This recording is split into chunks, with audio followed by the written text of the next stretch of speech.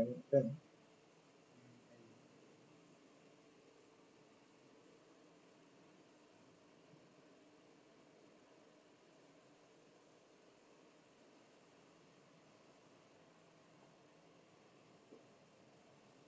telepon jirena.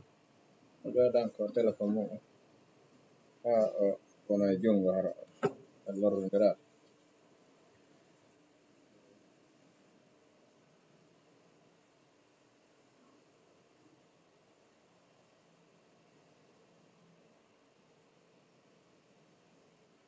Masalah. Mo boleh.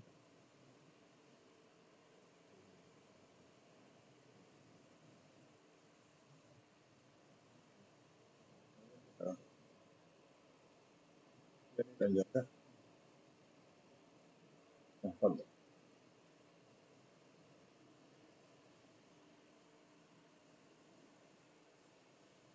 بسم الله الرحمن الرحيم. الحمد لله رب العالمين،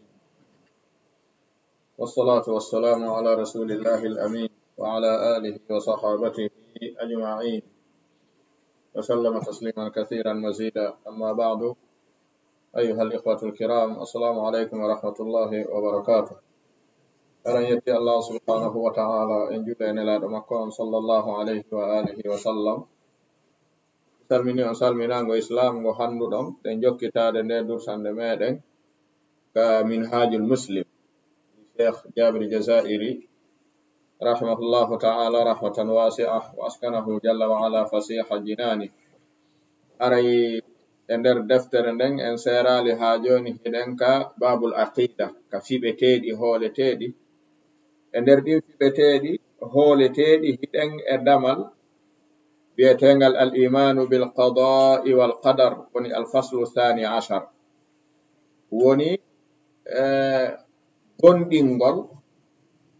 muyango e hoddirango. Ɓay ko ɗi ɗiɗi en yewtuno ko darsu feƴƴuɗo ɗo wiwɗen Cheikh Aboubakar Jabir Jazairi ka Minhajul Muslimi maɓɓe ɗo mo fiini kende jangingal ɗo damal haaɗi e maggal ɗo haray o faamali ko ɗaɓɓa e damal ngal ko waɗi kamɓe wana mo anda damal ngal ɓe waɗani ngal, ko anduɗo damal ngal kayfiya damal ngal ɓe waɗani. Ɓay o andi ngal o faami ngal ɓe waɗi non damal, joni ɓe ɗaɓɓirimo yo gonɗin konko o faami no o faamiri non. Jonnon mo ari firi ɗum ɗo feƴƴi haray o faami ɓe inni yo gonɗin, hani ka o gonɗina, o jaɓi gonɗingol ngol, kono ko honɗum o gonɗi, ko honno ɗum gonɗinirte haray o anda ɗum. Ko ɗum si tawno no haton jenni ɓay jangugol deftere nden wana maksudu dhati, wana jangugol nde gayne woni ko immini en, ɗum kadi fandaka ko ɗaɓɓa koko ɓe faala yen faamu kon yen faamu ɗum, haysi wana e mayre jangude. Ko ɗum si waɗanno ɗen yontere hande tawɗen sen firi damal ngal non en feƴƴi ara en faamali ngal. En yino kadi e yer ko janguno ɗen kon buyi e men faamu mungun hari no raɓɓiɗi ko ɗaɓɓa kon e kayfiya no ngal gonɗinirte non. Joni non hande ɓawnde faamuɗen no ngal gonɗinirte non, ko ɓurno hittude ko haton jinɗen faamugol ko baynal irada al kawniya wal irada al shar'iyya wal hikmatu as sunnatu shar'iyya wa sunnatu kawniya. Ko ɗiɗo nayi wonno khulasa ko janguɗen feƴƴi ka. Ko ɗiɗo woni mabna kayfiyatul imani bil qada'i wal qadar. Mo andali ɗiɗo nayi, si o gonɗini haray mo gonɗini ko o anda, haray no mo wawi hoolade. Jomi men ko hoddiri wolato to hii ko ɗum hollata ɗum ɗo mi anda. Jonno neɗɗo hana fiɓude hoolo ko o anda, waɗi neɗɗo ko yo andu si fiɓa. Joni yiwno ɗum ɗon e damal men feƴƴungal ngal, wondema al irada ko ɗiɗi, ko kawni. Joni men muuyi ɗum ɗo ma laato, konko muuyi ɗon ma laato wana be tawa himo wela ma no wela mo, na be tawa himo wela ma hino wela mo. Janguno suratu Zumar o no wodi ko ete irada shar'i, ɗum ɗon hino wela mo himo yiɗi kono wana be kadi laato en janguno ɗin yiwɗen al irada al kauniya ko mashi'a jokkodiri ash-shar'iyya ko al mahabba war rida reppodiri yiwɗen kadi as-sunnatu al kauniya ɗum kaka golleji jiyaɓe ɓen e piiji yanayi ɗiɗi as-sunnatu shar'iyya ko joomi men jonni en yo en dartor duñiren sunna kauniya o en yiwno ɗum wano heege e harande wano cellal e nawnare wano jombugol jiido e angal mum en andi mo waɗi kawni o wallini sunna kauniya mo heɓay ɓiɗɗo ko ma rewa ɗo o wallini sunna shar'i ka rewata ɗon fiya heɓu ɓiɗɗo o o waɗi sunna kauni neɗɗo nawnay tum o wallini sunna shar'i ka rewata nawnare nden ɓanto tañƴini en faamuno haa ɗon jon non ko tawno en wawata wattude ɗon tawa toway ko al hikmatul ilahiyya wa mashi'atullahi ta'ala wa mashi'atul insan ɗiɗo tati kadi ko ɗin ɗon non reppodiri e ngal damal ɗo hande ko wiyete al hikma bi ma'ana mandi to ɗen hikmatullahi ta'ala wa mashi'atul insani al makhluq tabi'atul li mashi'atillahi ta'ala la mahala are gasi don hare sen firi damal ngal en faame nyanjal joomi meɗen ngal e faandunde jiyaɓe ɓen ino iwtiri ɓaawo muuyaango e haajaango joomi meɗen ngon wawata wonde yeeso mum ko waɗi ma sha Allahu kana wa ma lam yasha lam yakun ɗum ɗe nebi nande ngol kongol ka holno ɗuuɗi ko naneten hiɓe yowlangol ma sha Allahu kana wa ma lam yasha lam yakun idan kullu mashi'atin min al insani tabi'atun li mashi'ati llahi ta'ala wa hikmatullahi ta'ala tabi'atun li mashi'atihi ko ɗum si jomen wi wa ma tasha'una illa an yasha Allahu rabbul alamin jomi men tabintina ni neɗɗo mashi'a kono mashi'a makko on la mustaqilla ko tabi'a no famade seeɗa ɗum on andi ɗum ɗo fof koye kayfiya on ni joni wona imanu on ko sen faami ɗum ɗo fof ɗo tawi en faami jangen non firen joni hooloɗen konko faamuɗen ɗo sen hoolike ko en faama nafata laalana fahimna ilahuna joni ko wonɗen jangude hande nder ga ko hikmatullahi wa mashi'atul insani ɗiɗo ɗiɗi ɗiɗi iwtiri ɓaawo mashi'atullahi hande ko ɗum woni darso ko ɗum woni ko ɓe wallini ɗo ayeje ɗe ɓe addi ɗen ko ɗum wolata makuji nelaɗo ko ɓe addi kon ko ɗum yewtata al adilla al aqliya ko ɓe addi kon ko ɗiɗo faala tabintinde wondema neɗɗo no mari irada no mari mashi'a walakin mashi'atul insan wa iradatul insani tabi'atul li mashi'atillahi wa iradatihi on andi woɓɓe wi'ay ɓernde ango wi ɓerɗe ɗiɗi Allah nata gaɗo ko wotere o mari ma ja'ala Allahu li rajulin min qalbayni fi jawfihi ɓerɗe ɗiɗi ala ko faanunde ma nden woni yahude ara neɗɗo on non e ko muuya kon e dow makko na ko wawi yaltude e mu'um kono ko o gollata ko mo wawi waɗude mo wawi ronkude waɗude hadis inna ahadakum yujma'u khalquhu fi batni ummihi laɓɓina nayi en ɗum hande laaɓal laaɓuga en faamingal damal ɗo en feƴƴingal hara bisnillahi ta'ala en heɓi najah kono na sen firingal en feƴƴi heɓeten najah ko sen faamingal si feƴƴuɗen ngal hande ko toɓɓe jelo a wonɗen jangude hande toɓɓe tati hikmatullah wa mashi'atul insan wa mashi'atullah ñeñƴal joomi meɗen ngal e haajango e muuyango tagaɗo on e haajango e muuyaɗo taguɗomo on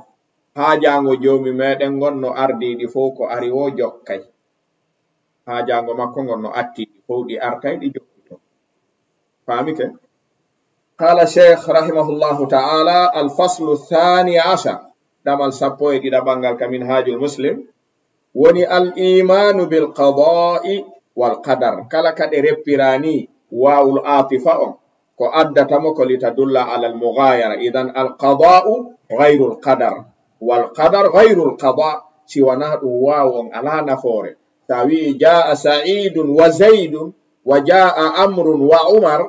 aray ko ma wawu on holla ara noon na ɗimmo on, ɗimmo on wana arano on. Tawi zaidun wa amrun woni gotum, aray moƴƴani. Ɗum noon addi al imanu bil qada'i wal qadar. Awa al qadar koko eɓɓano kon atto tagore nden tagede duuɓi guluji 50 jangunoɗen ɗi woni qadar. Bimana qaddarahu, inna kulla shay'in khalaqnahu bi qadar. ɗum woni qadar. Ko eɓɓa kon no laatoroyto non ko ɗum woni qadar. Alqada'u ko si hewti ko eɓɓano kon laatike woni qada'ullahi o. Ko eɓɓuno kon laatoto nyalande kaari, hitande kaari, nokkel kaari e kaari, ko kaari wonoyta sabu ɗum laatike woni qada'u. Dan alqada'u ghayru alqadar wal qadar ghayru alqada. Qadar woni azali, qada woni nyande laatinde. En faami damanga. Ɓe maki yu'minu no waɗɗi ka gondina almuslimu julɗo on bi qada'illahi,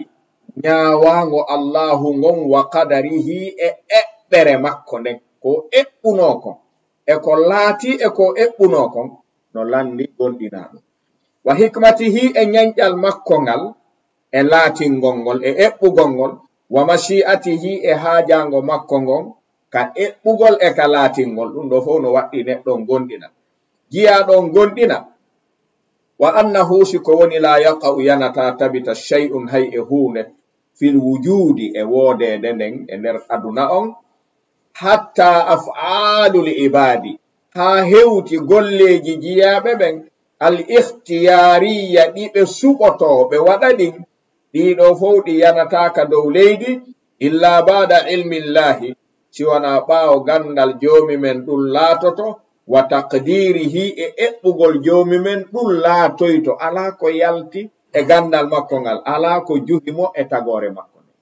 himo andi fi muɗum. Ko wana noon kadi wa annahu ta'ala, jiyaɗon jaɓa jomi men adlun ko nunɗuɗo fi qada'ihi ka nyawore makko, wa qadarihi e ka eɓɓere makko, hakimun jomi men ko nyenyuɗo fi tasarrufihi ka firlisagol makko, wa tadbirihi e ka fewjugol makko, wa anna hikmatahu nyanƴal jomi meɗen ngal en yi'i tabi'atul li mashi'atihi. Fal hikma tabi'atul lil mashi'a. Jomi men ma sha'a kana, koko o haaji kon tun laatoto. Wa ma lam yasha, kala ko o haajali lam yakun, ɗum wawata laatade. Wala hawla, feere ala, wala quwwata, doole ala na tagaɗo, illa bihi ta'ala, siwana jomi meɗen walli. Neɗɗo on wala doole wala feere. Wa dhalika ko gondinirte ngal ɗo ɗamal ko lil adillati naqliya, ko wonande dalillaji ardi eggadi ka qur'ana e ka sunna, wal aqliya e ɗi haqqillaji jaɓi jebbilani attaliya wonɗi arde ɗo. O fatra ɗo, o faqra ɗo woni madmumul ba. Ko ɗo ha ɗo ɓe woni firtande. Ko ɗum ɗo ɓe ɗaɓɓi en gonɗin hande. O yiɓe yewtali en ɗo kon no gondinirten ɗum. Honno ɓe ɗaɓɓi en gonɗi ko almashi'a wal hikma.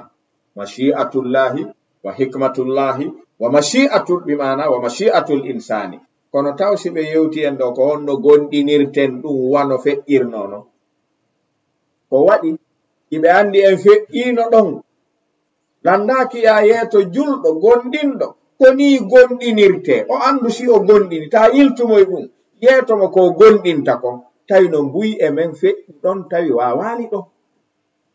O gandi si pay kum feƴƴi bindi ɗi wawali, andi so tewtitoy kedi nokkugo ɗi hollay mo a wawano lan si feƴƴuɗa. Awa noon jaka buyi e men illa man rahima rabbi, en gondini damal ngal, en feƴƴingal, en yeddangal, kono tawsi en faamingal, tawsi en ɓowriningal. taw siɗen wawi ngal faaminde goɗɗo go'o ko ɗo woni golle ɗe ko waɗi si tawi en jangiyaje ɗen en firi wiide ɗen gonɗine wowlanaɗo wi min faami gonɗine ɗuuɗi min gonɗini ko honɗum gonɗini ko hoddirano e muuyango ko honno ɗum gonɗinirte min jangal ɗum aɗa gandal dari ko waɗi jannowo hana jannude ko o landete ko yowndiri e ko janni o inna o anda ɗum ɗon ko waɗi ko ya eɓɓitu si janna ta janni yimɓe darsumo eɓɓituɗa ha gaynuɗa ɓe landike ma muta'alliqati darsi ko hote darsu on a wi ɗon mi famali ma mi andali haray on foti ko addiɓe ko ɓayɓe anda ko andugol addiɓe si ɓe tawi non kadi mo anda haray na deɓere faabike sangaru jogoygol wonde mo addoyta ndiyam deɓere yeka jangol addoray ndiyam si sangaru faabike non deɓere nde wi ndeɗa heɓata ndiyam kayre nde ari kayre nde addoray ndiyam nde addorta joni mo janga si yehi tawi mo janga no faabo ittana mo janga ande mu'um o ittata idan en faami joni madmumo joni non heɗitoɗen moƴƴa mi lando en e nder darso kala anduɗo jaabo en faamu sen senniniri baynal irada al kawniya wa shar'iyya wa sunnatul kawniya wa shar'iyya jon ɗo ayeje ɗen e makuji nelaɗo wondi ardeɗi hollay en ko faamuɗo damangal Cheikh Jabiri fawi yo gonɗingal ɓe ara faamingol ma damangal hal fahimna hada ida sahha hada indana en feƴƴay kono wana honno ngal gonɗinirte koko gonɗinte kon ɗoni e wona jon noon sen jangiɗo en landoto en yahi ayeje ɗen tawen hiiñi ɗeɗo ayeje ko gonɗin ko anduɗa kon woni wiide wanani gonɗinirte ɓe wi al adillatu naqliya awalan ikhbaruhu ta'ala an dhalik jomi men humpiti ɗum ka deftere makko o wi inna kulla shay'in khalaqnahu bi qadar menen kala ko woni nde men tagata ɗum men eɓɓu si men tagi men taga si men eɓɓi kala ko yiwɗa ka dow leydi ɗo no taga eɓɓa ha gayna non si taga on andi ingénieur darnata batiman waɗanamo non plan o waɗay plan on so immano darnugol mo ngol ka ingénieur ko si gayni darnude moƴƴina plan galle ɗe ɗon haray ko ɗum nafata plan o desinay plan on o moƴƴinamo ha o gayna o heññamo e nder kayɗi mum hara ko cité ɗettay ɗum aduna yaajuɗo o waɗa ɗum fo e nder kayɗi hu raɓɓi ɗukum potti o daro o ndara kum kayɗi hu o tippina kum e quartier on tawa ɓeydaki ɗuytaki o woni ingénieur wana ɗum haray o andagol joni noon si tawi jiyaɗo ko so eɓɓi o waɗa yultoya laabe jiyaɗo joomi men waɗay si eɓɓa kañum sikkude o eɓɓay si o idan kulla shay inna kulla shay'in khalaqnahu qadar ɗum ɗo woni alqada'ul kawni ala ko dillata ka dow laalagal leydi ɗo ko joomi men eɓɓano fi mu'um wa qawlihi azza wa jal joomi men wi'i wa in min shay'in ala hay e hunde nde fanɗiwo nde janɗiwo illa siwana indana kaka amen ga woni khaza'inuhu ngaluji mun ɗi ka ɗetta ɗon wama nunazziluhu min tippinta yer kala ko tippi illa siwana bi qadarin ko embere ma'lumin andade ko eɓɓano kon ko yer ɗum arata mankata jasata jomi men eɓɓu si golli o golla non o eɓɓi awa piiji wonɗi yande ɗin fof ko eɓɓanoɗi immorde ka makko ɓe ilmi hisabe ko ɗum si tawi kalamo kojo goto firo o yawtuɓe moƴƴuɓe o wi'i wo jiyaɗo si darti o aya ka o nattiri mo o ɓeyda hulde jomi men so wi wa in min shay'in illa indana khaza'inuhu kala ko yiwɗon ka dow leydi ton ngaluuji ɗin no gaa ko gaa magasin ji mun ɗin woni ko cintummi woni ɗettude ton mi sintinana on si tawi kaka arkise haray a taƴata ko heɓugol a ɓeyda e timminde sabu on toroɗa ko waɗi no heddi ka ɗettato a taƴoto si laaɓanima siwa lannude ka woodi ton honum hatta wakkiloɗa fi hennagol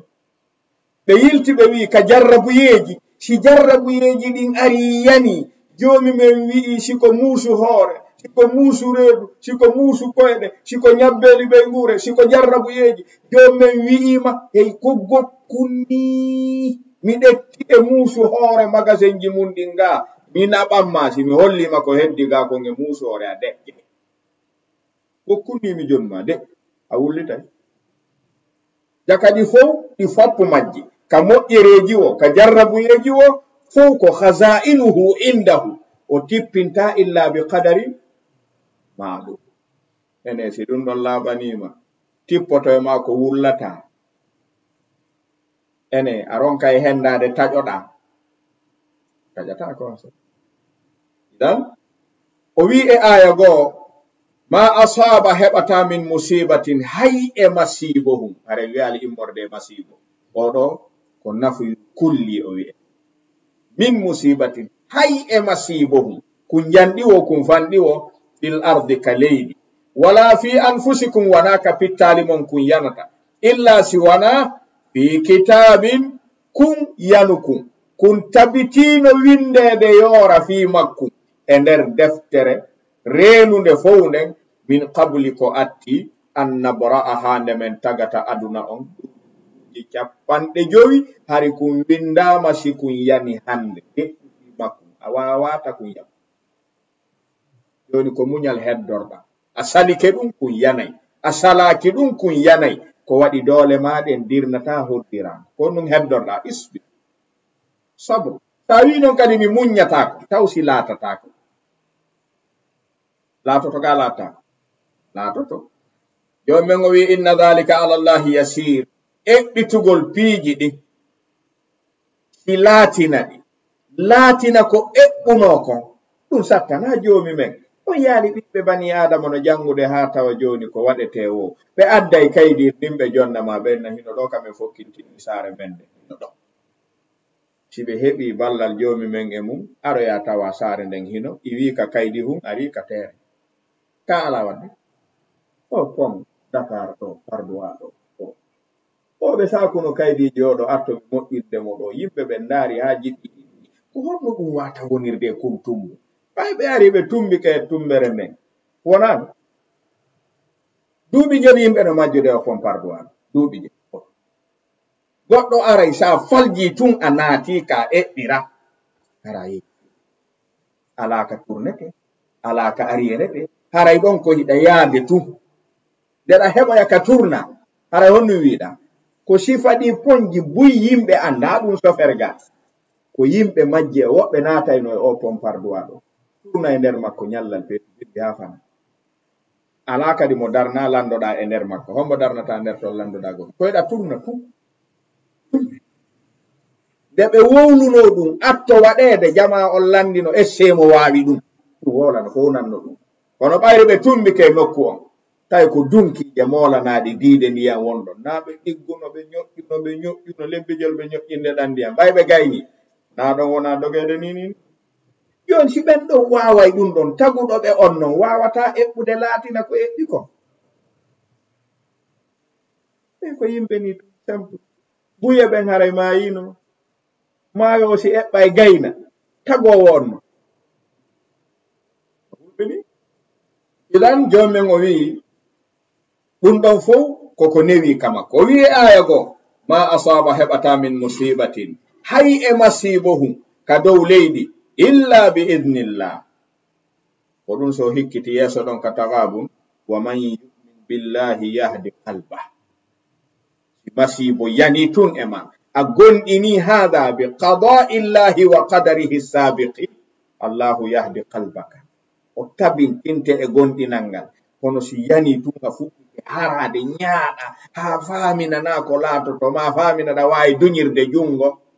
ɗum kadi haray ko liddu heɓata kadi hoddirango si tippike o yiyo e sonnajo mo ɓe ɓiɗɗo mum maayino surra madina wi o waali ka nder berde o hippi renndun e ore gaburon e wullugol bobo angon tawi o annda nelaɗon tawimo ɗon ɓenni ya hadihi ittaqillah wasbir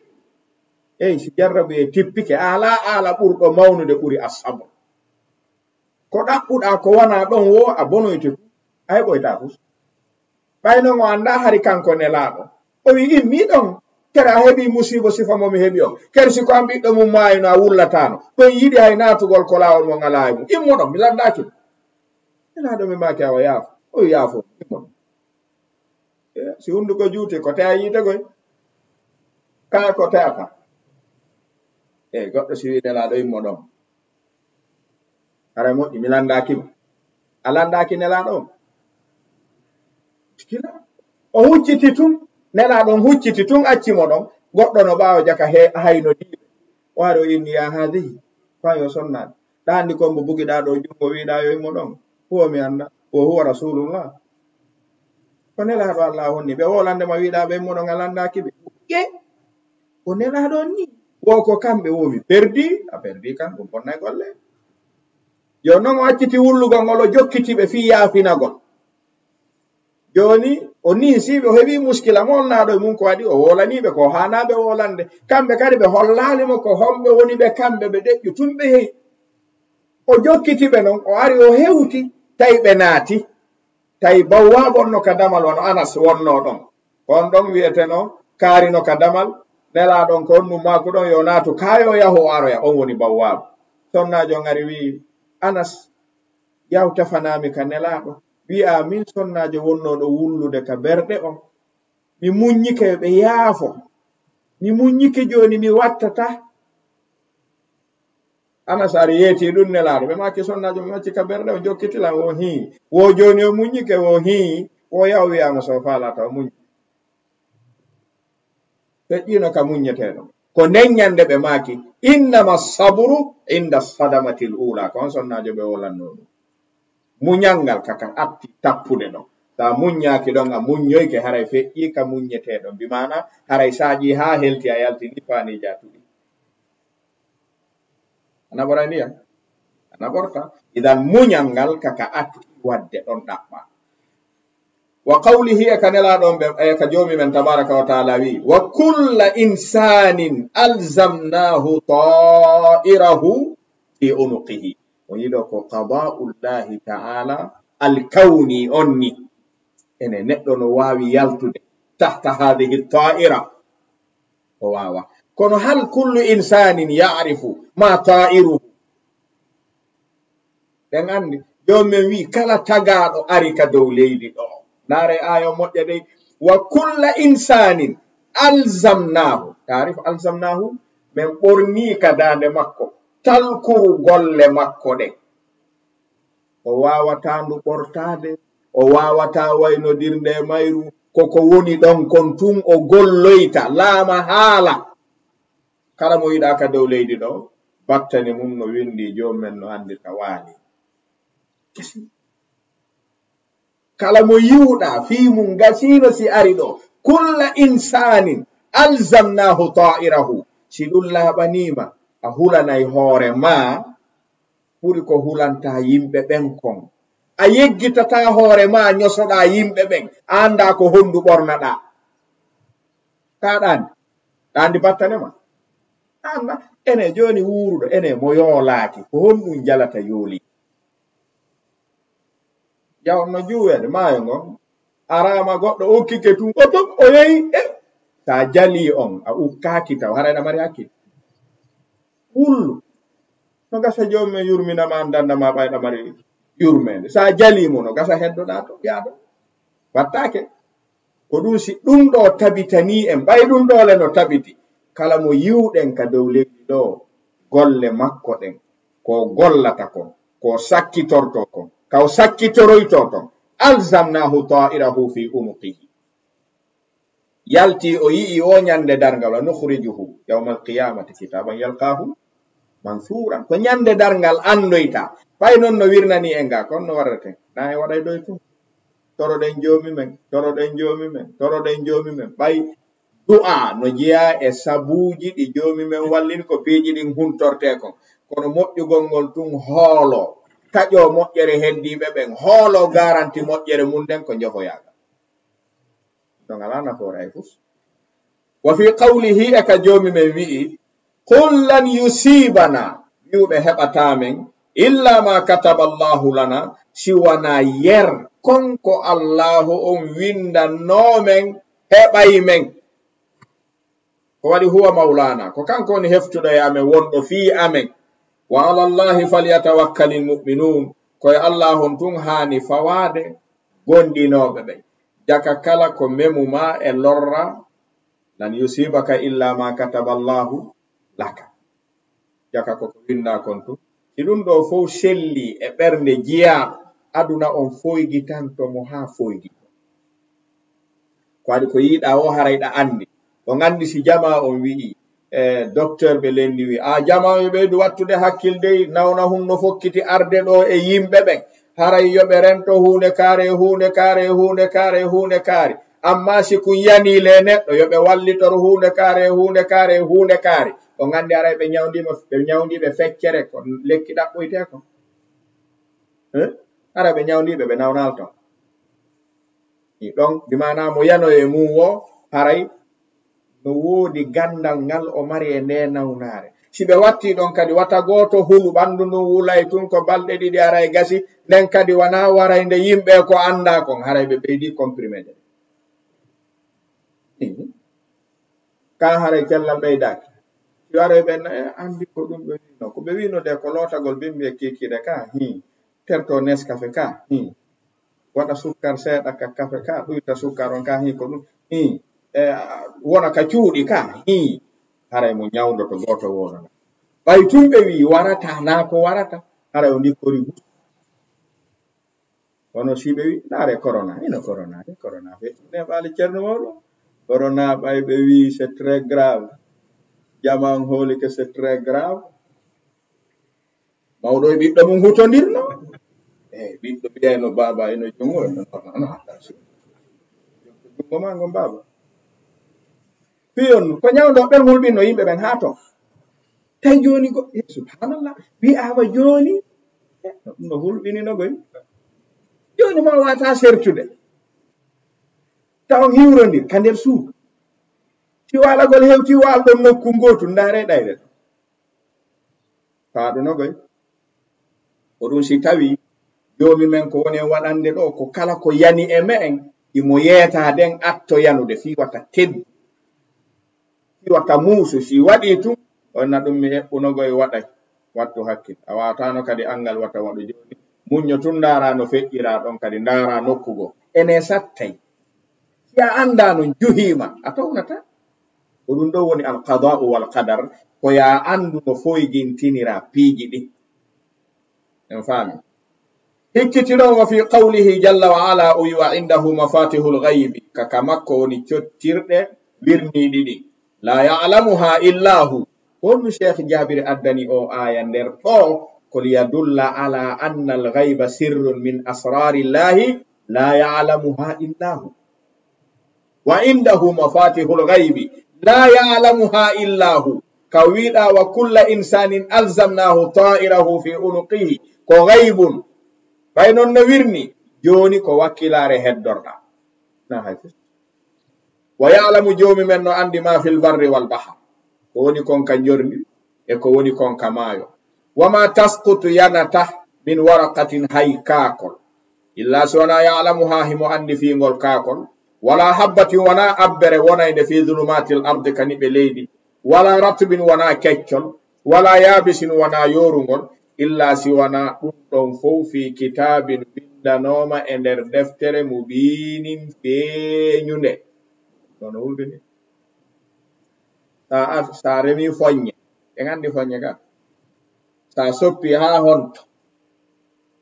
ɗo ya soppu jomi men windino a soppay an nde hitande ɗo ha ɗo a sankay ɗo ha ɗo gabbe tel sankoyta e nder ndu jayru ko tel hettoyta atto a tagede duuɓi buluji capanɗe gabbe jelu sankata o windino joni kon hara joni hatta muñe pi koko windano wonɗen yi'ude ko ɗum si karamo koɓɓe ɓe wi o aya ɗo no jeeya ko hollata tagaɗo o hana jofiɗude ha o eɓɓa suuɗade joomi men o waɗa jofiɗale ko taga kon fo ha hewti ɗo suuɗoto joomi men waɗa goɗɗum o yii ka joomi men wiɗo wama tasqutu min waraqatin illa ya'lamuha o yii oɗo ya'lamuha o ɓe wi ko o lim ko konti joomi men kakol taƴata e dow leydi ndin kake ɗuuɓude si wona joomi men no andi fi leggal aawangal ngal e aawuɗo e calɗi maggal e kaaki maggal e nyalande e eere e waɓutugol kakol haani taƴude singol taƴingol waalike ka leydi ko gabbe jelu leydi rondotongol fo wi siara en kono suuɗorta non oɗo wonɗo jittude hay fi gabbe ɗamari ka suuɗoɗa o waɗa bone hu ɗa wawi suuɗade o ugginoɗa e portable ndara rewɓe ɓorkiɓe ɗo si goɗɗo ari tu jalta ka ala waɗol ɗo woodi si neɗɗo weddike tun waɗi bone karamo koɓe goto e salafo wi'i kala weddotoɗo waɗa bone miɗo yeetomo ko goto e ɗiɗo goto fo e maɓɓe moƴƴayo tawo e joomi me'e ko imma o wi'a kanko wonɗo suuɗade tagaɓe ɓen waɗa bone on ko imma hara himo hooli joomi men rentamo wano suuɗorto yimɓe ɓen non hara ɓe rentamo so heɓi nde finde o yalti islam ka ma ɗum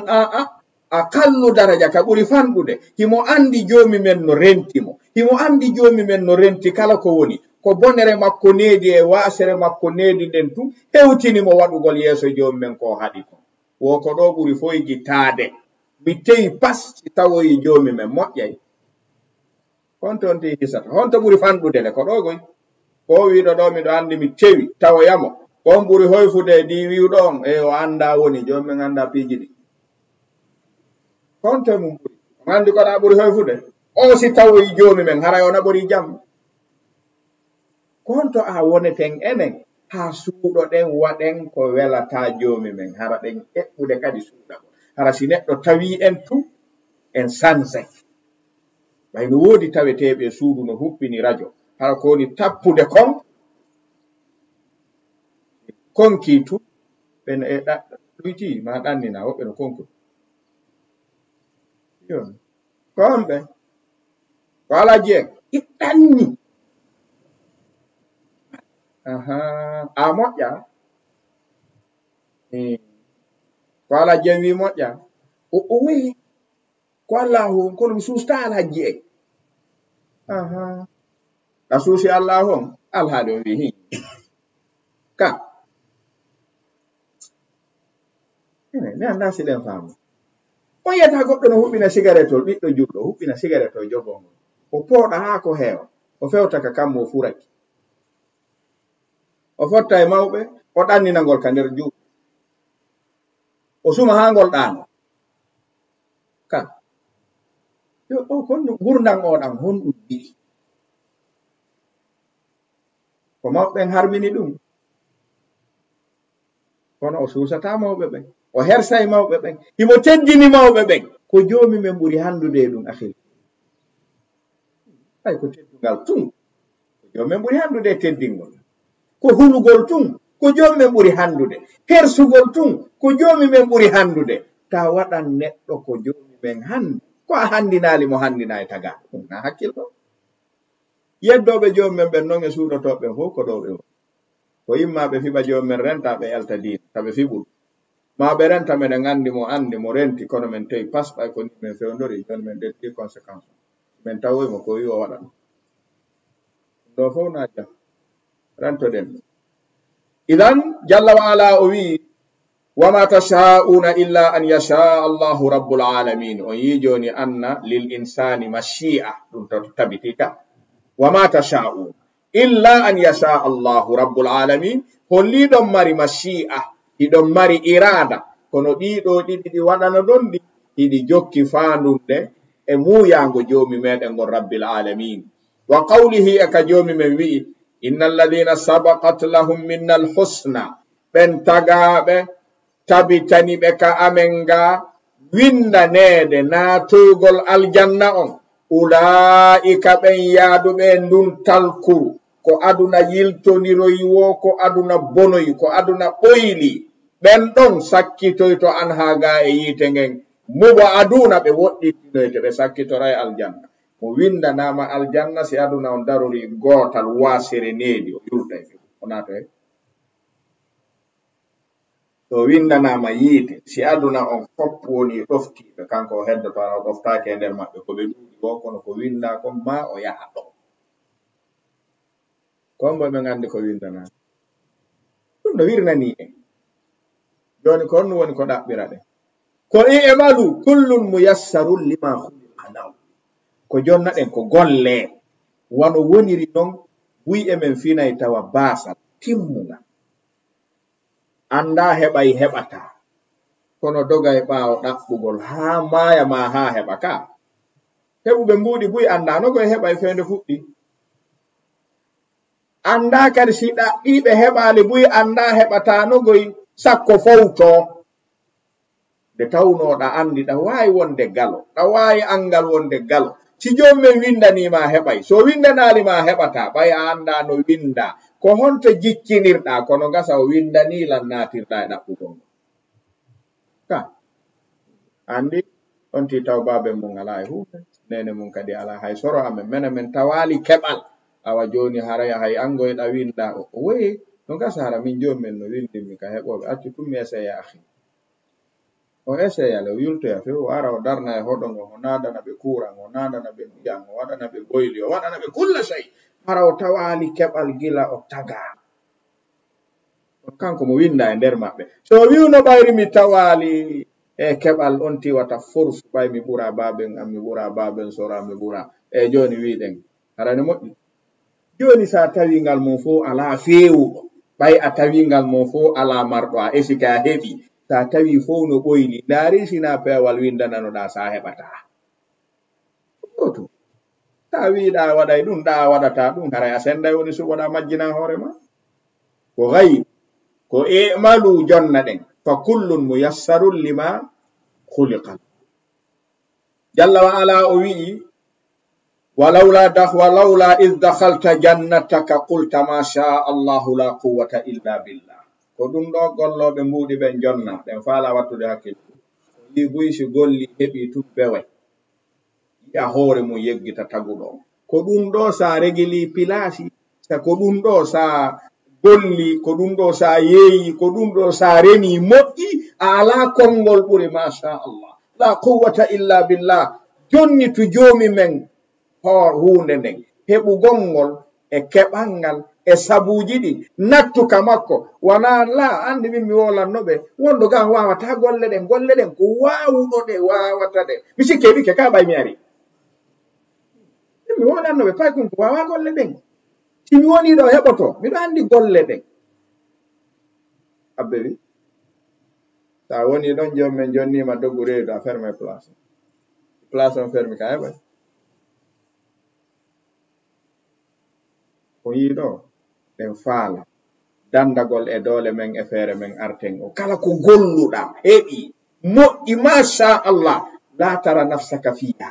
ta heɓu ton yiwgol hoorema walawla id dakhalta jannataka qulta ma sha Allah la quwwata illa billah ko ɗum ɗo jonnaɗa nde oya salino ɗum ko on to yaltoyno ka kaafi nde wino a masha Allah la quwwata illa billah akhi kersi mi gollano mi heɓay kaaɓe ala e julɓe ɓe kersi mi gollano mi heɓay wattu ɗon kersi mi heɓano cellal mi gollayno landoro ɗon ko ɓuri mawnude ko dawrete ceerno ko honnu adde alawno gol dawir funko e joni so jaɓuno ɗum haqqille ma e expérience mo jogiɗa on e khibra mo marɗa on haray ko honto gollayno kaka danki ɗon enen en yedday nema jomi men yeetike hey si marsi ko nu wiyete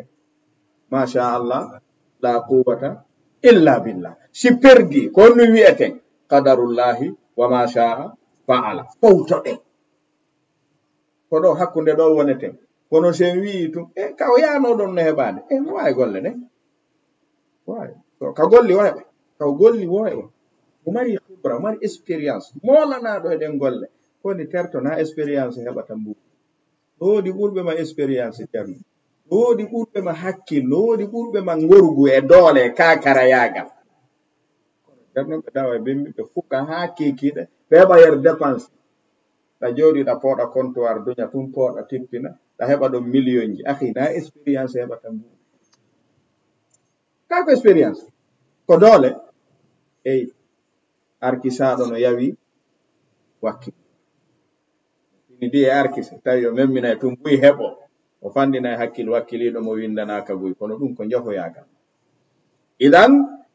walawla in dakhalta jannataka qulta ma sha allahu la quwwata illa billah awa gila hande sen régili marsi heɓike ko onno wiyeten ko ɗen wawi golle ɗen na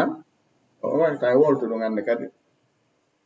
ma sha allah akhil karim e ngal heɓike ma sha allahu la quwwata illa billah jomumen no faala o waɗira piiji e ngal o marsini nattu e makko pottoɗa toon ay moƴƴi si perdi e ngal men régil no perduno e ngal qadarullahi wa ma sha'a faala ɓay heɓugol heddatako han e ngal kadi o yiltiri o waɗiri ni kono faala o waɗirta ɓeyden ɗum wakkilade no gasa o sansa natten fuu ka makko fowtoɗen tawi nattu perdi ɗin e yimɓe ɓen natten he keɓalngal e me en si boni wiyen ko oɗa o tewi pas si heɓi ke wiyen ko min mi wakkili haray honto joomi men e golle makko ɗe o gandi en famali ngal ɗamal hari alqada wal qadar iɗen gonɗini ngal kono taw siɗen faami ngal hari woni haala kan ɓay konde wolde ɗo kon fof na majjuɓe koye woni wadde ɗum ko woɓɓe ko janngoɓe tigiri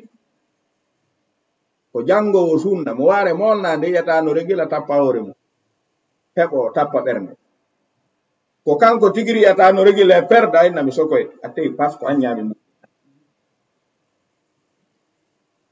ثانيا كأدلة النقلية إخبار رسوله صلى الله عليه وآله وسلم أو حديثنا كودوني حديث وندو سبو فإذا فكر تغور جومي من دم فامي هوري مون في أو حديث ابن مسعود نارم بماكي نلادون بماكي إن أحدكم غوتو فو إمام يجمعون موبينيري خلقه تغو مكمو في بطن أمه كان الريد يوم مكو 40 يوما بل جاباندناي hara nutfatan ko toɓɓere mani o eggali ɗo ثم رفت يكون لاتو علقة هدر جيجا مثل ذلك ونودن balɗe capanɗe wona balɗe capanɗe jeetati ثم رفت يكون لاتو مضغة huyre tew مثل ذلك wano ɗum balɗe capanɗe nayi kadi woni balɗe temedere e nogay si ɗum ɗo timmi haray hewti ka wonki soore e makko ثم رفت يرسل nele non ilayhi faade makko almalaku malaikajo fayanfuku on ara soora ma wutta fiihi e boobo on arruha wonkiiki o wuurirtaki ka boobo heɓi balɗe temedere e nogay ka nder reedu nene mum wo si reedu ndu yani gila ɗon haray nene makko ƴiiƴan ɗan ko haɗayɗan julde ko haɗayɗan dewal haray boobo on woni jon wonki ko looteteeɗo juule surroye ka berɗe e konngol jiccugol ngol ko yooɓinteeɗo inde kadi ko nootoroyo ko aɗo woni jon wonki en faami wa yu'maru o yamire noon bi arba'i kalimatin malaikajon si ari ko ɗum ɗo noon woni wa kulla insanin alzamnahu ta'irahu fi unuqihi ko ɗiɗo woni arde kanji nayni ɗiɗo arda e majji o yamire yo windan taga ɗon bi arba'i kalimatin konguɗi nayi bi katbi rizqihi yo malaikajo windu yer arkise ko o heɓata konka dow leydi ɗo o mayata wacca ɗum en yiyata mayo ɗo acciga arkise mum en yiyata mayo ɗo acciga lajal mum to mayi landi wa ajalihi lajal makko ngal kadi winde duuɓi je ɗum wurata wa amalihi golle makko ɗen ko moƴƴe wonoyta ka ko bonɗe wa shaqiyun o ko malki seeɗe sakkitoroyto aw sa'idun ka ko malal sakkitoroyto ala wonɗo ka dow leydi ɗo mo ɓornaka ndu talkuru hiɗu ka dande makko ɗum ɗo dirtata ɗum ɗo na ko yeƴoto ɓay non en anda ko honɗi ɓorna ɗen on tino wona sa'idun ka dow leydi ɗo o wona shaqiyun ka dow leydi ɗo joni i'malu fa kullun muyassarun lima khuliqa lahu. Ene en gollay bone on no gasa ko bone windanano den ndaren siko ɗon windirana den. Ka en gollay moƴƴere nden no gasa ko moƴƴere nden windina den. En moƴƴinay sikke men, ka en bonay sikke men taw. Faade bonugol sikke hoore mum ko wigol min no gasa ko min koye malkisa ɗon no gasa winda akhi sa yi tummi peewal sa yi no waajede mi ala jaɓude akhi no gasa min ko malkisa ɗon woni ɗonti wakkilo ɗon abadan woltake abadan a yata kadi ha wiya akhi ɓay tumin miɗo jannude joni miɗo waajade a yi jama machallah min koye malaɓe mi winda ko ɗum waɗi abadan handa ɗum kadi ceerno piiji ɗin kaka gasi ɗon kon min jonna ɗen en fof ko i'malu ko bone on golleten moƴƴere nden fa kullun muyassaru lima khuliqa lahu nelaɗon ɓe maki fa wallahi alladi la ilaha gayruhu wonore tentatawa ndeɗo fa wallahi alladi la ilaha gayruhu ko ha ɗo wonore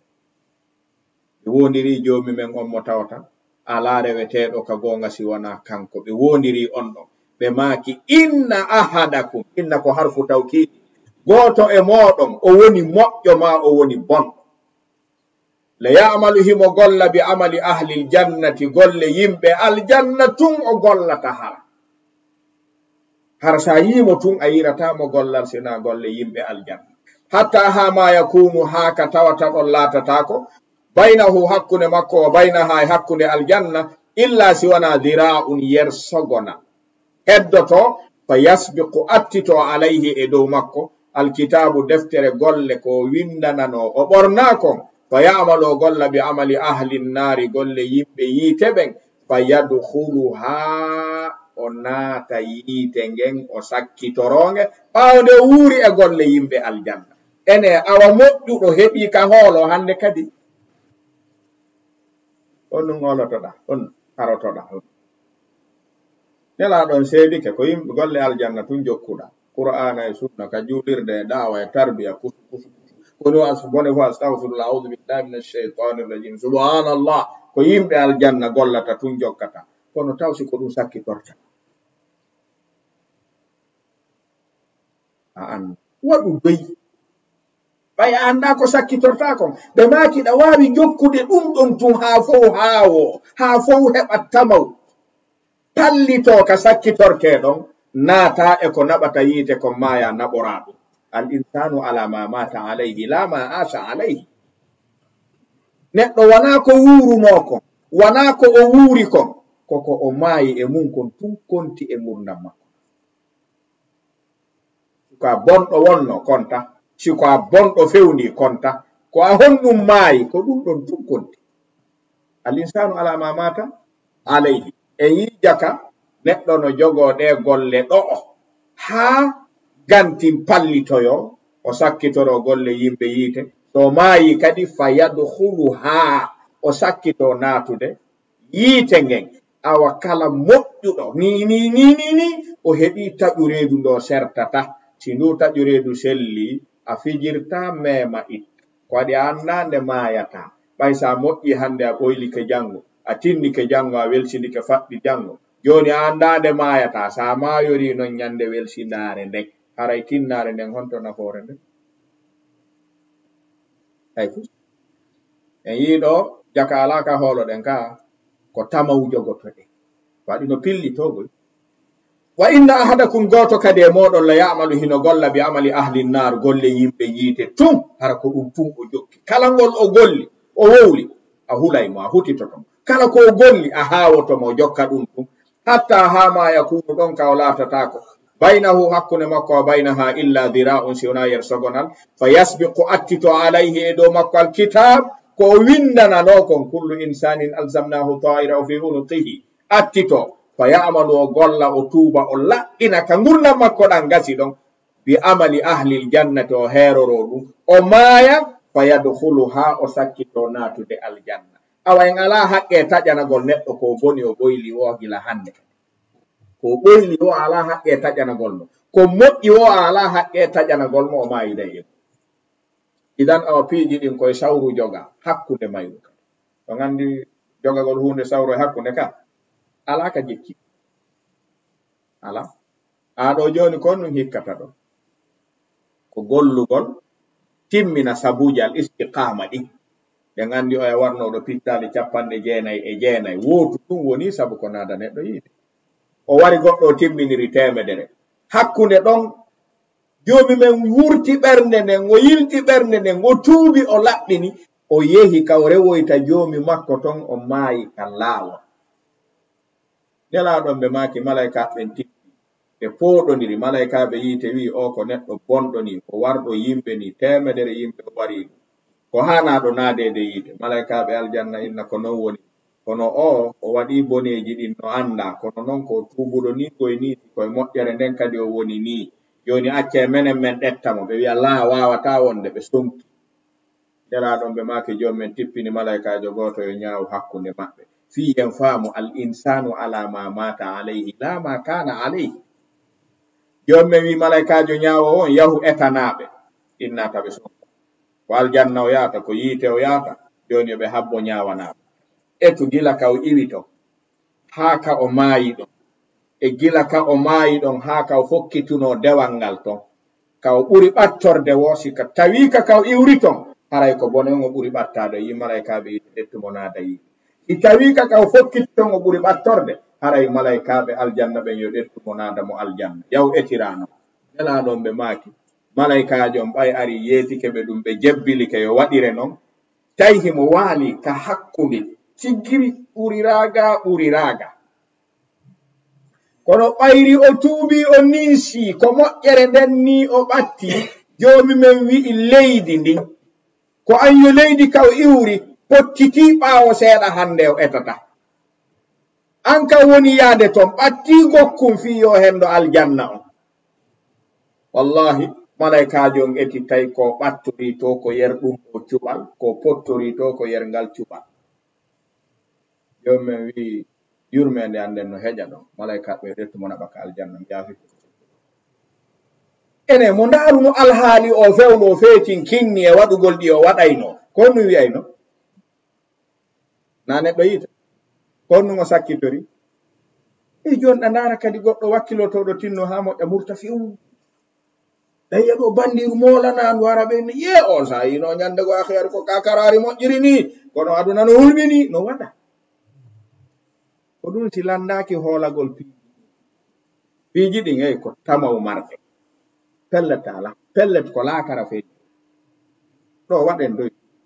waɗen doy daren sabuji timmangal en andi o hadis ɗo moƴƴuɗo hooltako ɗo ka o hadis ɗo o taƴinta fii bonɗo ka awa sawru no joga e hakko wa fi qawlihi e ka nelaɗon ɓe makani li abdillahi ibn abbas ya gulam ko an yo suka inni min uallimuka miɗo andinama kalimatin aɗa on saɓe jogi duuɓi 11 o yi ko gulam ibn abbas ɓe maki ihfadillaha ayni tu jomi men renamo yahfadka o renama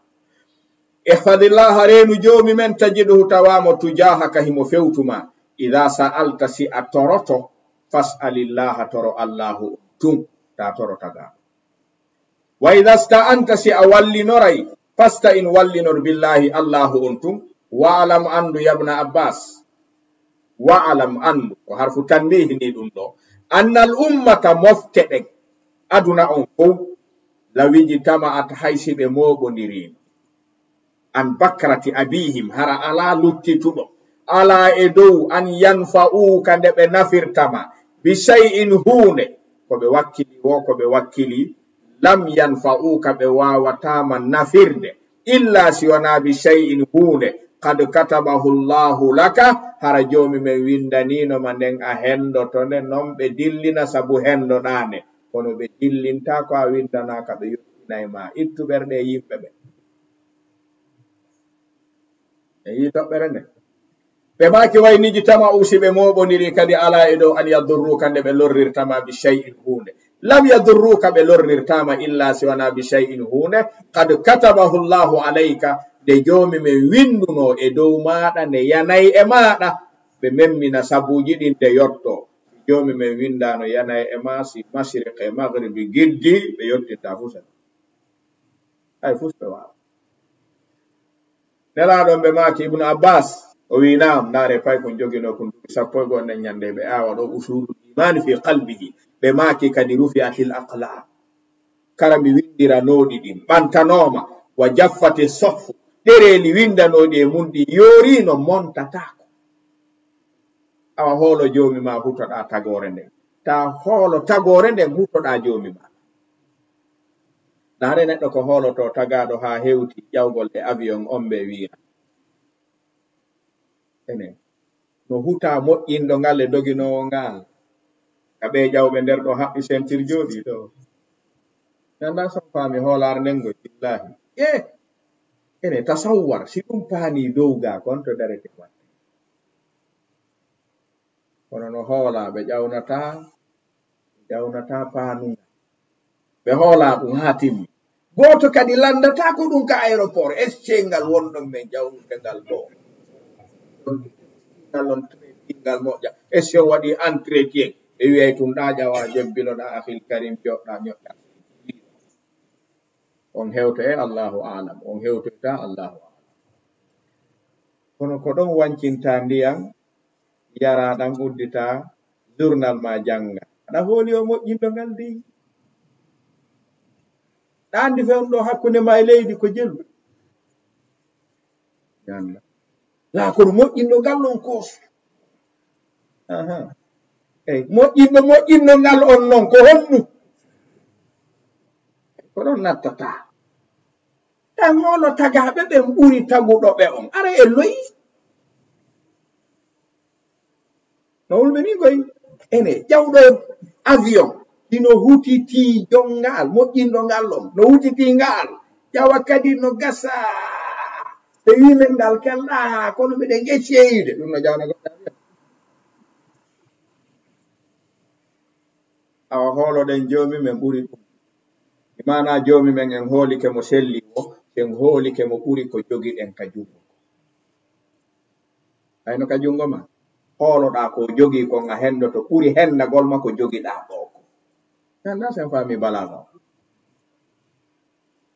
o semmin ɗo kon mo jeyi o ko min o miɗo wawi ñamude goɗɗo haɗatalan ɗum ni hoolo ko joomi men jogi kon ɗa wawi hendade par ce que ɗen hooli tagore joomi men nden go yeeso ɗo mo ƴawi o to ɗanike ɗon wi koye garawum wonɗon yaade ka on renta na garawum ci jokka si on ti ƴawi ɗo o hooli oto wan so ɗanike o hooli ngal o hooli doginowo fawde o hooli moƴƴinɗo ngal on ko ɗo o ɗanoto hunuɗo ɗanta hutitiɗo ɗanta ko on yi ko holɗen joom men kono no fanɗi ka muskil wattanen hakkille rufiatil aqlamu wa jaffati sof wa fi qawlihi ɓe maki inna awwala ma khalaqa allahu ta'ala alqalam ko ɗo no woni toɓɓere nde ko joom men atti tagude ko karamol fa qala lahu o wiyani karamol ngol uktubu karamol windu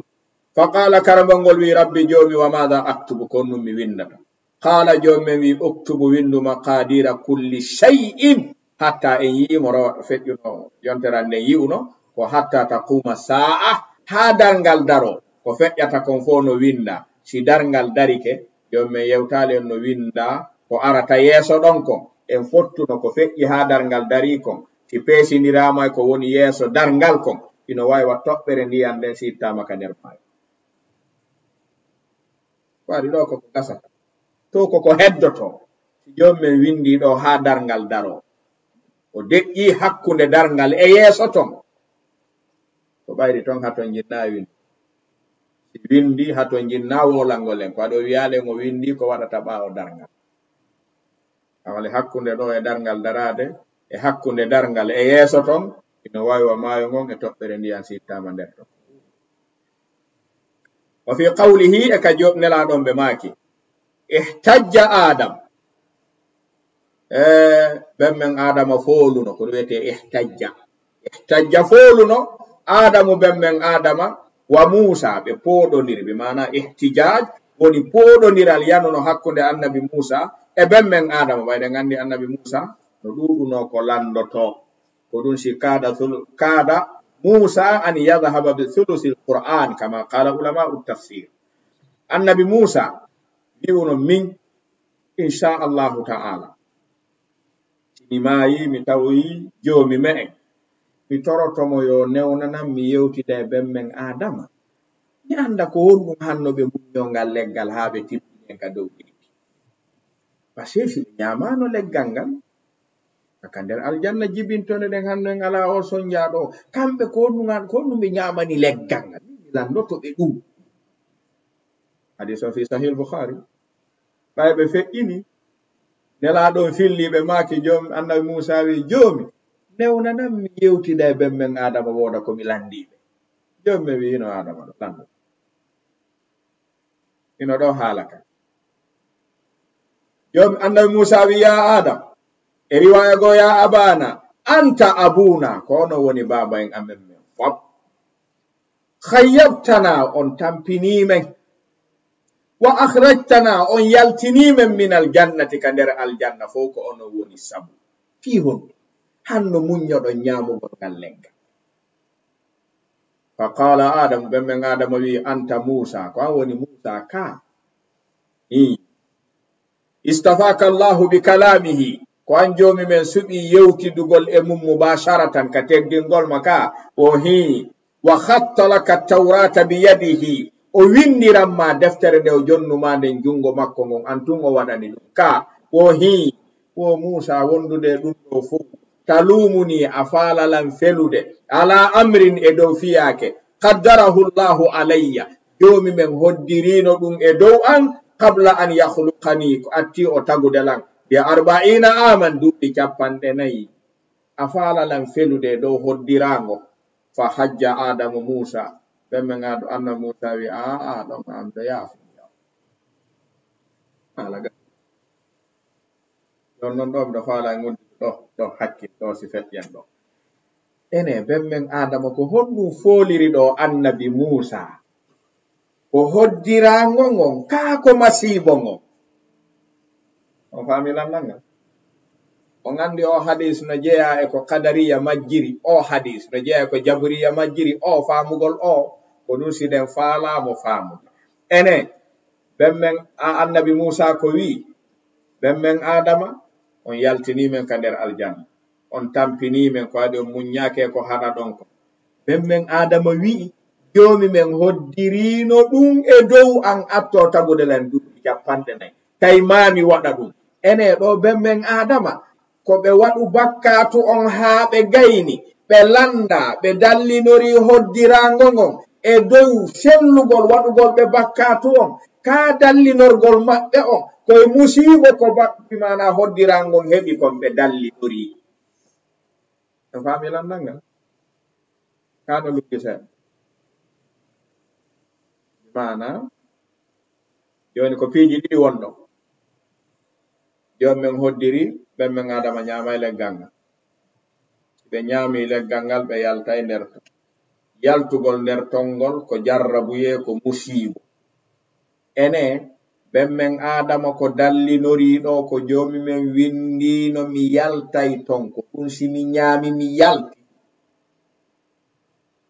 ka jomi men hoddirino o naadayla nder ton mi ñaama ko haɗinmi kon jarrabuye on tippo e an jarrabuye on hoddiranoma mi andi ɗum ɗon ko mi andiri jarrabuye on hoddiranoma e an ko ɓayi o waɗi en yewtuno ɗum yontere han jon non kadariya kamɓe ɓe wi'a ino ɗo ko sellata dallinorgol hoddirango ka waɗugol bakkatu awasi neɗɗo fottama no fiima cigarette no yaade ka suware no murtinde jiwɓe yimɓe ɓen so landama o innay e andi jomi men par ce que c'est à dire so hoddirano mi waɗɗum mi waɗata no andi ɓay o hoddiri mami waɗa fe on ɗo accay mi murtina taw jiwɓe yimɓe ɓen ɓay o hoddiri ha yeeso kombo yeetima o hoddiri ko ɗum jabotoɗa ala ko jabo honto yeetima ɗum o hoddirali ɗum la joni wowlu ka hoddiri ɗon par ce que wi'ugol o waɗi no landi addugol ka o waɗi ɗon o hoddirali la ko an wi o hoddiri joni hollimen ka o hoddiri ɗon mi tanjini ɗum eyo ko no wona ɗaɓɓe nde yattabi'una illa adh-dhann fa inna adh-dhanna la yughni min al-haqqi shay'an. Awa bemmen adama ɗo ko masibo ngon, awa masibo ngon non ko ɗo ahlu sunnal jamaa yaltini ɓe wi la yajuzu l-ihtijaju bilqadari ala al-ma'aibi, innama yajuzu l-ihtijaju bilqadari ala al-masaibi. Si masibo yani e maɗa ko hoddirango ngon dallinorta ɗon, ko ɗum masibo si yani ko yawi qadarullahi wa ma sha'a fa'ala. Kono si a waɗi a yeddi joomi men a landatake dallinora ɗon hoddirango, ko waɗi a andinaka ɗum no hoddira ya waɗu. hunaka farq bayna al-ihtijaji bil qadar ala al-masaibi wa ala al-ma'aibi, ay ala al-ma'asi. Neɗɗo yeddata joomi men dallinoro hoddirango, kono noon bone si yani e makko dallinora hoddirango, ko ɗum noon ben men adama waɗi ɗo. En faami hadis o. Wa fi qawlihi fi ta'rif al-iman, nelaɗon ɓe maki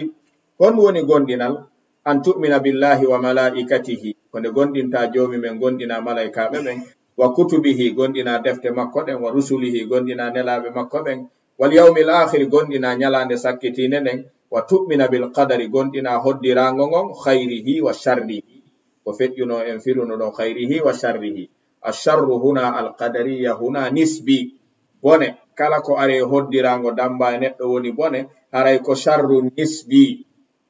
Si neɗɗo jombi woni duuɓi 10, 15, 20 o jibinali ɓiɗɗo yaali yitere ɓiɗɗo,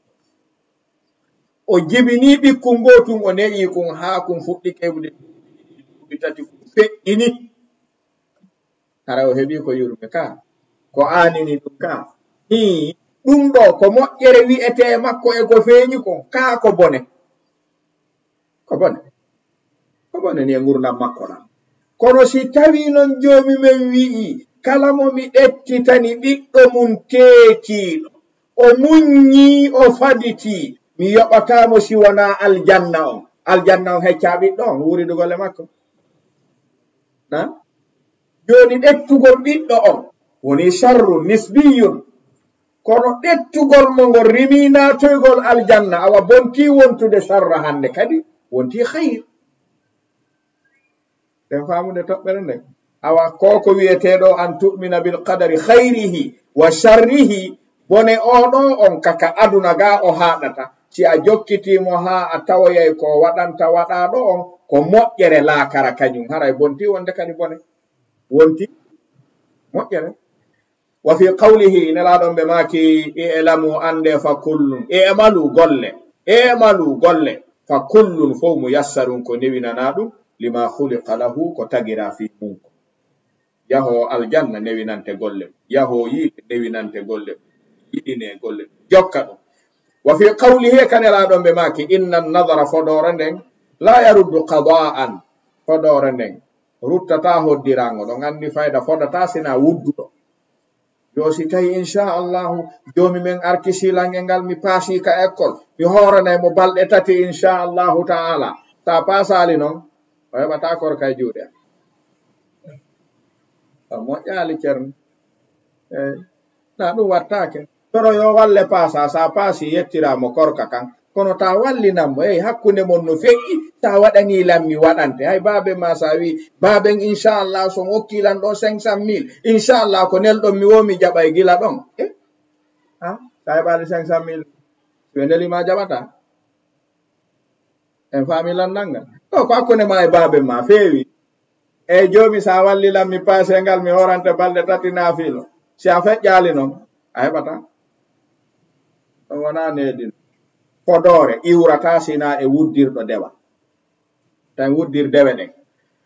Wa fi qawlihi sallallahu alayhi wa alihi wa sallam li Abdullah ibn Qais, ɓe maki ya Abdallah ibn Qais, ala uallimuka kalimatan hiya kanz aw hiya min kunuzil janna, accatami janna ma konngol jeya ɗum e konngudi ngaluji aljanna, woni la hawla wala quwwata illa billah, jiyaɗo ta serto e ngol. Jom men sottinanaymo ɗum haajuji ɗi, ko waɗi yatabarra'u min alhawli wal quwwa wa yastaslimu lillah. Jom men kala holluɗo joomi men wawa gaynata anda jogaki, joomi men wona fi makko, woni la hawla wala quwwata illa billah. Wa fi qawlihi liman qala wonande on wiwnoɗo ma sha Allahu wa shi'ta ko jomumen haaji nelaɗon haaji nelaɗon ɓe makigol ma sha Allahu wahdahu ɗum wawlatake andigol ɗo konngol nelaɗo faljitingol wurtingol kono julɓe muy haaji on no jokki ɓayri a yiya woɓɓe nono barki Allahu iyon ino ɗo ma sha Allahu wa shi'ta ɓe makita wiwɗum qul ma sha Allahu wahdahu ta ɓannidan e jomi me'en nelaɗo ɓannidetake e jomi men ka dewal wono jiyaɓe ɓen ɓannatake e nelaɗo ka jokkede nafsu sey mo ɓen o woodi ko heeroni talisan hina jeeya dillaji ɗin imanu mi'atil malayin temeɗɗe millionji min ummati muhammadin sallallahu alayhi wa alihi wa sallam min ulama immorde janguɓe wa hukama e ñeeñuɓe wa salihina e moƴƴuɓe wa gayrihim e ko wanaɓen bi qada'illahi ta'ala wa qadarihi wa hikmatihi e ñeñƴal makko ngal wa mashi'atihi e haajango makko ngon ɓeɗo fo ɓe jaɓi wa anna kulla shay'in kala hunde sabaqa bihi ilmuhu gandal jomi men attike mayre wa jara bihi qadaruhu eɓɓere makko nde o eɓɓuno attike nden ɗon hunde wa annahu la yakunu latatako fi mulkihi kalamu makko illa ma yuriduhu sina konko o faandi en sendiniri la yakunu fi mulkihi illa ma yuriduhu walakin yakunu fi mulkihi ma la yuhibbuhu en janguno ɗum ko feƴƴi ka no yana kalamu jomi me en ko o welaka kono yanata ko o muuya o haaja wa annama sha'a kala ko jomi men haaji kana laatot wa ma lam yasha kala ko haajali lam yakun laatatako wa anna alqalama karamongol jara dogino bi maqadiri kulli shay'in yongol windu kala ko eɓɓano ila qiyami sa'a ha darngal daro si ɗum ɗo selli neɗɗon fowto al adillatul aqliya dalilaji haqqille ɗen ko hollata gonɗingol ɗum ɗo na ko sali haqqil salaki ɗum woni innal aqla hakkil la yuhilu dirnata shay'an hay hude min sha'ni alqada'i wal qadar dirnata ɗum wal mashi'a e haajango wal hikma e ñeñƴal wal irada e faandunde wat tadbir e aynitugol falsi koni al aqlu haqqille ɗen yujibu waɗɗinay kulla dhalika kala ɗum wa yuhattimuhu tenkinay kadi ɗum ɓaawo nde waɗɗini lima lahu sabu ɗum ko mari min madahira feeñirɗe barisa feeñuɗe fi hadha al kawnu e nde ɗo tagore saniya al iman ko gonɗingol bihi ɗum ɗon joni jomi men ta'ala towɗo on wa bi qudratihi e bawɗe makko ɗen e doole makko waɗugol kala ko faala yastalzimu ɗum ɗon waɗɗinay al imana bi qada'ihi gonɗingol hoddirango makko ngon wa qadarihi e eɓɓere makko nden wa hikmatihi e ñeñƴal makko ngal wa mashi'atihi e haajango makko ngon nde tawno himo wawi kala hunde jaɓete o eɓɓi kala hunde ko faala thalisan wa akhiran ɓe maki idha kana al muhandisu ɗum ɗo wiyete at-tashbih bil mumkin nandingol ko ka wawoto jaɓade kisan ɓayɗo ko muhandisu ɓe addi ɗo wo idha kana al muhandisu si tawi darnowo cuuɗi woni muhandis ingénieur al ma'amariyu woni darnowo galleji yarsimo o jooɗoto o siifa o desina ala waraqatin e dow kaydihum saghiratin fanɗuku rasman desinande li qassirin wonande huɓere min alqusuri e kuɓeje ɗe o jonnayo o darnu wa yuhaddidu lahu o eɓɓana ndeɗo huɓere zamana injazihi ko honde nde gasoyta summa refti ya'malo golla ala bina'ihi e dow mahodi ko jonna kon fala tantahi o gaynata ma ɗum gasata al muddatu mudda on allati ommo tawta haddadara ha o eɓɓi hatta yahruja al qasr ha huɓere nden yalta min al waraqati ka kaydihum ila hiyazil wujudi yaha jooɗo e dow leydi ndin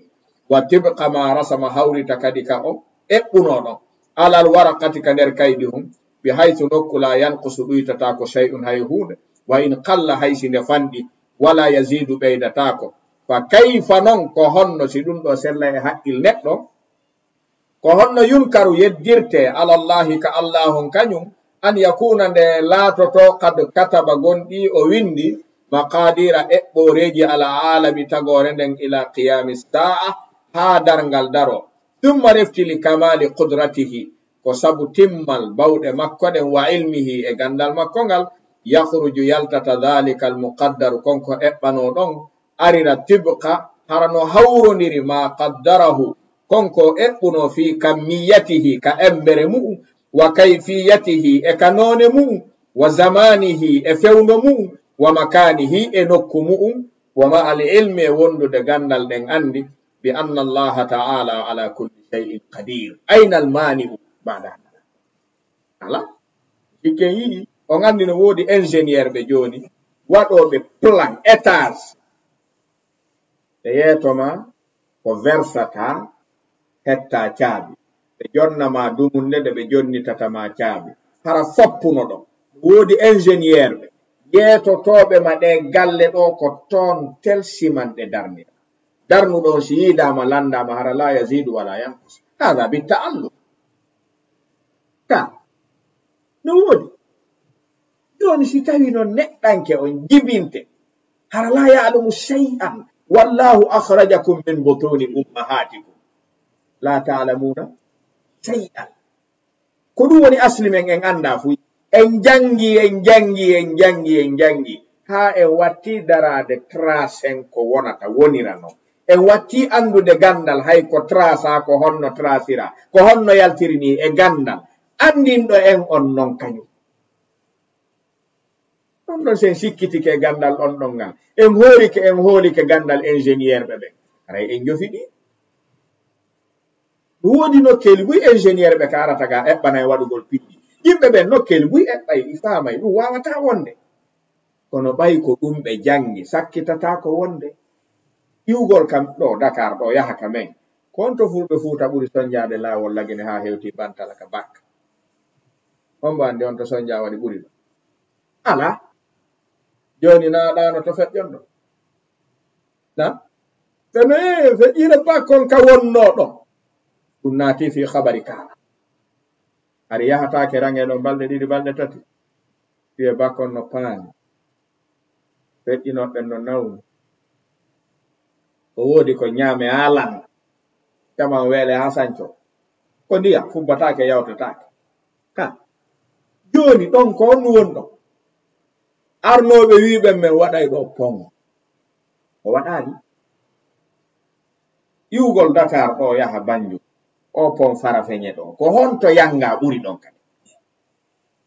konande anduɗo laawi ɗi nde ɓe ari ɓe wi meɗen wawi wadde ɗo pon fowto ɗon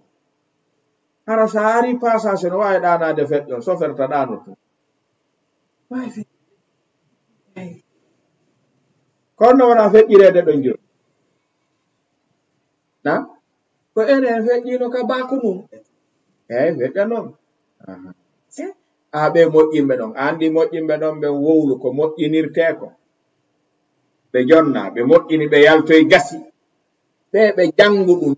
taguɗo ɓe janni ɓe on wawata eɓɓude ko wonoyta kon yer ko wonata kon no wonirta non hara ɓeydaki ɗuytaki jannaɓe ɓen no wawude na